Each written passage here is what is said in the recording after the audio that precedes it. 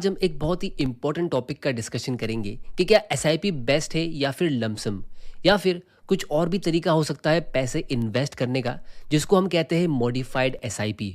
क्योंकि आपने एसआईपी के मैजिक के बारे में ज़रूर सुना होगा कि हर महीने आप छोटे छोटे अमाउंट इन्वेस्ट करो और फिर लॉन्ग टर्म में आप करोड़पति बन सकते हो। लेकिन कुछ लोग कहेंगे कि अगर आप एक साथ बड़ा पैसा इन्वेस्ट करोगे यानी कि लमसम, तो ही आप मार्केट से कुछ अच्छा प्रॉफिट कमा पाओगे। लेकिन आज मैं आपको एक ऐसे थर्ड ऑप्शन के बारे में बताऊंगा जो ना सिर्फ सिंपल है बल्कि आपके रिटर्न्स को बूस्ट करने का सबसे पावरफुल तरीका है, जो है मॉडिफाइड एसआईपी। एक छोटी सी मॉडिफिकेशन आपके इन्वेस्टमेंट को इतना ग्रो कर सकता है जो आपने सोचा भी नहीं होगा, क्योंकि सिर्फ 1-2% के डिफरेंस से लॉन्ग टर्म में लाखों नहीं बल्कि करोड़ों का फर्क हो जाता है। तो इसीलिए आज की वीडियो में हम सीखेंगे एसआईपी और लमसम के बीच का एक्चुअल डिफरेंस, फिर मॉडिफाइड एसआईपी का वो सीक्रेट जो आपको सिर्फ ज़्यादा नहीं बल्कि बहुत ज़्यादा प्रॉफिट दे सकता है, जिसमें हम स्टेप अप और स्टेप डाउन एसआईपी डिस्कस करेंगे। क्योंकि स्टेप अप एसआईपी के बारे में आप लोगों ने ज़रूर सुना होगा, लेकिन उसकी रियलिटी में आप लोगों को आज बताऊंगा। और उससे अच्छा ऑप्शन यानी कि स्टेप डाउन एसआईपी के बारे में भी आप लोगों को बताऊंगा। तो वीडियो को एंड तक ज़रूर देखना, क्योंकि इस टॉपिक के ऊपर आपको आज पूरी नॉलेज मिलेगी। तो दोस्तों, लास्ट वीडियो में हमने 4 फ्रेंड्स की स्टोरी डिस्कस की थी। अगर आपने वीडियो नहीं देखा है तो मैं जल्दी से वो स्टोरी रिकैप कर लेता हूँ, क्योंकि आज का वीडियो और भी ज़्यादा मज़ेदार होगा। तो स्टोरी में 4 फ्रेंड्स होते जो 1990 से लेके 2025 तक यानी कि 35 साल के लिए एक ही इंडेक्स म्यूचुअल फंड में इन्वेस्ट करते, और चारों फ्रेंड्स 4.2 लाख रुपीस इन्वेस्ट करते। बस फ़र्क सिर्फ इतना होता है कि वो अलग अलग टाइम पे अपने पैसे इन्वेस्ट करते। पहला फ्रेंड वर्ल्ड का सबसे बेस्ट मार्केट टाइमर होता है, मतलब हमेशा राइट टाइम पे इन्वेस्ट करता है। दूसरा फ्रेंड वर्ल्ड का सबसे बुरा मार्केट टाइमर होता है। तीसरा सिंपल सी एसआईपी करने वाला इन्वेस्टर, और चौथा एक वन टाइम इन्वेस्ट करने वाला लमसम इन्वेस्टर, जो स्टार्ट में ही अपने पूरे पैसे इन्वेस्ट कर देता है। तो best market timer, worst market timer और एसआईपी इन्वेस्टर, उन तीनों इन्वेस्टर्स को 11 से 12% के बीच का रिटर्न मिलता है, और उनका पोर्टफोलियो 50 से 60 लाख के बीच में होता है। लेकिन जो फोर्थ इन्वेस्टर होता है, जो लमसम इन्वेस्ट करता है एक साथ 1990 में ही, उसको सबसे हाईएस्ट प्रॉफिट मिलता है 4.8 करोड़ का। तो कहाँ 50-60 लैक्स और कहाँ 4.8 करोड़। तो लमसम स्ट्रेटजी एक क्लियर विनर आई थी उस स्टोरी में, और फिर मैंने आप लोगों से उसका एक एक्सप्लेनेशन मांगा था कि ऐसा क्यों हुआ होगा। तो आप लोगों ने कुछ इस तरह के आंसर दिए कि लमसम में आपका सारा पैसा एक साथ इन्वेस्ट हो जाता है, तो वो हमेशा बेस्ट होना चाहिए। लेकिन अब हम एक दूसरा एग्जाम्पल लेते हैं, जिससे हमको और भी इंटरेस्टिंग लेसन सीखने मिलेंगे और आपका कॉन्सेप्ट और भी ज़्यादा क्लियर होगा। तो इस स्टोरी में भी 3 फ्रेंड्स होते जो तीनों मिडिल क्लास फैमिली से बिलोंग करते और अपनी वेल्थ को ज़्यादा से ज़्यादा ग्रो करने की कोशिश करते। पहला फ्रेंड होता है मोंटी, जो इस बात को एक्सेप्ट कर लेता है कि लमसम बेस्ट तरीका होता है इन्वेस्ट करने का। अगर आपके पास पैसे है तो आपको उसे जल्दी इन्वेस्ट कर देना चाहिए, क्योंकि कहाँ 4.8 करोड़ और कहाँ 50-60 लैक्स। तो इसीलिए वो इस बार अपने सारे पैसे लमसम इन्वेस्ट कर देता है। उसको विरासत में 5 लाख रुपए मिलते हैं, तो वो पूरे के पूरे पैसे एक साथ एक इंडेक्स म्यूचुअल फंड में इन्वेस्ट कर देता है, जो सेंसेक्स की तरह मूव होता है। फिर दूसरा फ्रेंड होता है सनी, जिसके पास कुछ खास फंड्स होते नहीं है, उसको विरासत में कुछ भी नहीं मिलता है, तो इसीलिए वो एक सिंपल सी एसआईपी करता है 3000 रुपीज़ पर मंथ की। और फिर तीसरा फ्रेंड होता है रॉकी, और उसके पास भी इन्वेस्टमेंट करने के लिए कुछ खास पैसे होते नहीं है, क्योंकि ये तीनों अभी यंग है, 25 साल के, और अभी अपना करियर शुरू कर रहे हैं। तो रॉकी भी एक 3000 पर मंथ की एसआईपी स्टार्ट कर देता है, लेकिन फ्यूचर में वो एक छोटी सी मॉडिफिकेशन करता है, जो मैं आप लोगों को थोड़ी देर में एक्सप्लेन करूंगा। अब दोस्तों, ये तीनों अपनी अपनी स्ट्रेटेजी के साथ 1 जनवरी 2000 से इन्वेस्ट करना शुरू करते और एग्जैक्टली 25 साल के लिए इन्वेस्ट करते, मतलब दिसंबर 2024 तक। तो अब आप लोग नीचे कमेंट करके बताओ कि किसको अपने इन्वेस्टमेंट पे ज़्यादा परसेंटेज का रिटर्न मिला होगा और किसको ज़्यादा प्रॉफिट मिला होगा। क्या मोंटी का लमसम भी उसको इस बार सबसे हाईएस्ट रिटर्न दे पाएगा, या सनी की एसआईपी उसको सेफ एंड स्टेडी रिटर्न्स के साथ हाई प्रॉफिट लाके देगी, या फिर रॉकी की मॉडिफाइड एसआईपी कुछ मैजिक कर पाएगी।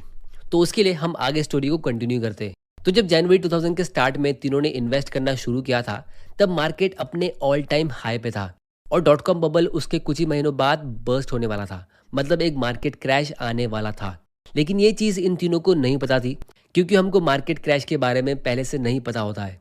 तो जैसे ही कुछ महीने गुजरते हैं, तो मार्केट धीरे धीरे करके नीचे गिरना शुरू होता है। मार्च के महीने में मार्केट 8% गिरता है, अप्रैल के महीने में मार्केट 6% गिरता है, और मई के महीने में मार्केट 4% गिर जाता है। और ये देख के मोंटी को होती है टेंशन, क्योंकि उसने तो सारे पैसे एक साथ इन्वेस्ट कर दिए थे, और फिर सनी को भी थोड़ी टेंशन होती है और वो सोचता है कि क्या मुझे अपनी एसआईपी रोक देनी चाहिए, क्योंकि लगता है मार्केट और ज़्यादा क्रैश होने वाला है। तो जब मार्केट थोड़ा ठीक होगा तब मैं अपनी एसआईपी रिस्टार्ट कर दूंगा। लेकिन रॉकी उसे कहता है कि मैं अपनी एसआईपी को मॉडिफाई करने का सोच रहा हूँ और उस अमाउंट को बढ़ाने का सोच रहा हूँ और अपने एक्सपेंसेस कम करके थोड़े टाइम के लिए ज़्यादा इन्वेस्ट करूँगा। तो तब सनी उसे कहता है कि तू भी मोंटी की तरह जल्दी इन्वेस्ट करके अपने पैसे डुबाएगा। लेकिन रॉकी अपनी नॉलेज पे कॉन्फिडेंट रहता है और अपनी एसआईपी के अमाउंट को इंक्रीज करके 3000 के बदले 5000 रुपीज़ पर मंथ कर देता है और अपने घूमने फिरने के खर्चों को थोड़ा कम कर देता है। फिर इसी तरह मार्केट अगले महीने फिर से 9% नीचे गिर जाता है और तब रॉकी अपनी एसआईपी को बढ़ा के 10,000 रुपीज़ पर मंथ कर देता है। और फिर इसी तरह ऊपर नीचे होते हुए वो साल पूरा निकल जाता है और आता है 2001, जिसमें मार्केट सेम बहुत ज़्यादा फ्लक्चुएटिंग रहता है। इसी तरह 2002, 2003 और 2004 निकल जाता है और रॉकी ऑलमोस्ट 5 साल तक अपनी सारी सेविंग्स और अपने एक्स्ट्रा पैसे सेव कर करके एसआईपी के थ्रू इन्वेस्ट करता रहता है। और फाइनली 2005 में जब उसकी शादी होती है तो फिर वो अपनी एसआईपी को डायरेक्टली बंद कर देता है और जो पैसे उसने इन्वेस्ट किए थे उसे ग्रो होने के लिए छोड़ देता है। और अब 2005 के बाद से वो अपनी पूरी सैलरी एंजॉय करता है और बिंदास खर्चे करता है और कोई भी न्यू इन्वेस्टमेंट नहीं करता है। लेकिन उसका फ्रेंड सनी अपनी नॉर्मल एसआईपी पूरे 25 साल तक नॉर्मल तरीके से कंटिन्यू रखता है और फाइनली 2024 आ जाता है और इनके 25 साल कंप्लीट हो जाते हैं। अब दोस्तों, क्या आप लोग गैस कर सकते हो कि किसको सबसे ज्यादा प्रॉफिट और रिटर्न्स मिला होगा? तो उसको हम अभी डिस्कस करते हैं, लेकिन उसके पहले एक क्विक अपडेट। क्रिप्टो मार्केट ने लास्ट ईयर काफी ग्रोथ दिखाई है और अभी यूएस में डोनाल्ड ट्रंप के आने के बाद ये और भी ज्यादा ऊपर जा चुका है। हम सब अपने पैसों को डाइवर्सिफाइड रखते हैं, तो अब क्रिप्टो भी एक इन्वेस्टमेंट ऑप्शन बन गया है। तो Crypto products and NFTs are unregulated and can be highly risky. There may be no regulatory recourse for any loss from such transactions. तो शुरू करते हैं मोंटी से, जिसने अपने 5 लाख रुपए एक साथ लमसम तरीके से इन्वेस्ट किए थे। तो 25 साल बाद उसके इन्वेस्टमेंट की वैल्यू होती है 75 लाख की, जो होता है 11.45% का रिटर्न। मतलब मार्केट इस 25 साल के पीरियड में ऑलमोस्ट 11.5% के रेट से ग्रो हुआ। तो ये एक बुरा रिटर्न नहीं है, क्योंकि उसने मार्केट के पीक में इन्वेस्ट किया था, जो एक बिल्कुल गलत फैसला था। फिर भी उसको 11.5% का रिटर्न तो मिल ही गया और उसकी वेल्थ ग्रो हो गई, क्योंकि उसने लॉन्ग टर्म के लिए इन्वेस्ट किया और कंपाउंड होने दिया। फिर अगला फ्रेंड है सनी, जो एक सिंपल सी एसआईपी करता है 3000 पर मंथ की। तो वो अपने 25 साल के पीरियड में टोटल 9 लाख रुपीस इन्वेस्ट कर देता है और उसका इन्वेस्टमेंट ग्रो हो जाता है 62,51,000 पे और ये 12.52% का रिटर्न होता है। अब यहाँ पे आप में से कुछ लोगों के मन में एक दो क्वेश्चन आएंगे। सबसे पहला तो ये कि जब मार्केट उस टाइम पीरियड में सिर्फ 11.5% के रेट से ग्रो हुआ, तो एसआईपी का रिटर्न 12.5% का कैसे हो गया? क्योंकि लास्ट वाले वीडियो के एग्जाम्पल में एसआईपी का रिटर्न लमसम से कम था, लेकिन इस बार उल्टा हो गया। और दूसरा क्वेश्चन आप लोगों के मन में ये आ रहा होगा कि अगर सनी ने मोंटी के मुकाबले ज़्यादा पैसे इन्वेस्ट किए, उसने 9 लाख रुपीज़ इन्वेस्ट किए जबकि मोंटी ने सिर्फ 5 लाख रुपीज़ इन्वेस्ट किए और उसका रिटर्न भी उससे ज़्यादा है, तो उसका पोर्टफोलियो का अमाउंट उससे कम क्यों है? तो इसका आंसर मैं आप लोगों को थोड़ी देर में दूंगा, जब हम fourth friend step up SIP की बात करेंगे। अब हम बात करते हैं तीसरे फ्रेंड रॉकी की, जो सबसे कम अमाउंट इन्वेस्ट करता है। अपनी मॉडिफाइड एसआईपी के थ्रू वो टोटल सिर्फ 4.8 लाख रुपीज़ इन्वेस्ट करता है अपने करियर के शुरुआत में ही, और उसका रिटर्न होता है 13.75% का, और उसके 4.8 लाख रुपीज़ की वैल्यू होती है 1 करोड़ 1 लाख रुपीज़ के ऊपर। तो जो फ्रेंड सबसे कम पैसे इन्वेस्ट करता है वो सबसे ज़्यादा परसेंटेज रिटर्न भी कमाता है और सबसे ज़्यादा प्रॉफिट भी कमाता है, जबकि मार्केट उससे भी कम रेट से ग्रो हुआ था। तो इसका रीज़न क्या हो सकता है? तो इसको भी हम थोड़ी देर में काफ़ी डिटेल में एनालाइज करेंगे। अब हम ये देखते हैं कि ये फोर्थ फ्रेंड ने क्या किया है। तो चौथा फ्रेंड है जॉनी, जिसने स्टेप अप एसआईपी की है।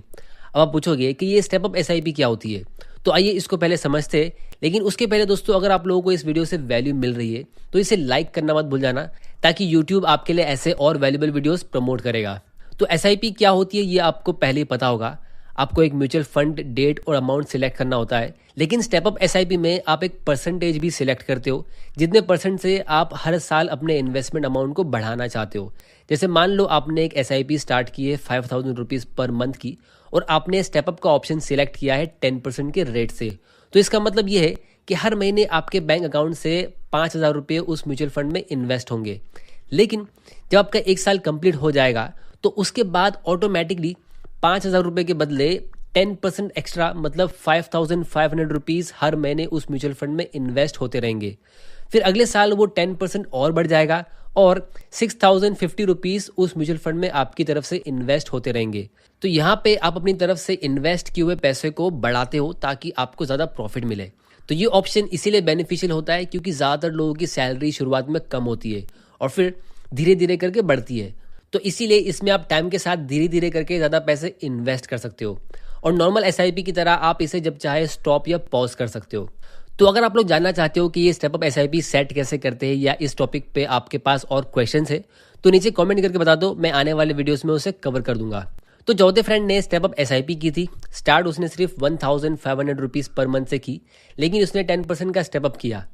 मतलब पहले साल 1,500 मंथली इन्वेस्ट हुए, फिर उसके अगले साल 1,650 और फिर उसके अगले साल 1,815 रुपीज़, क्योंकि ये 10% की रेट से बढ़ रहा है। तो इसी वजह से जॉनी ने अपने 25 साल के पीरियड में सबसे ज़्यादा अमाउंट इन्वेस्ट किया है, क्योंकि 10% की रेट से उसका इन्वेस्टमेंट हर साल बढ़ रहा है। तो इसके अंदर भी कंपाउंडिंग हो रही है। तो 25 साल में जॉनी टोटल 17,70,000 रुपीज़ के ऊपर अपनी तरफ से पैसे इन्वेस्ट कर देता है और उस पर उसको रिटर्न मिलता है 12.25% का। अब क्या आप लोग गैस कर सकते हो कि ये विनर होगा या नहीं? तो इसका आंसर है कि सबसे हाईएस्ट अमाउंट इन्वेस्ट करने के बाद भी उसका प्रॉफिट इतना खास नहीं हुआ। उसका पोर्टफोलियो सिर्फ 66 लाख रुपीज़ का होता है।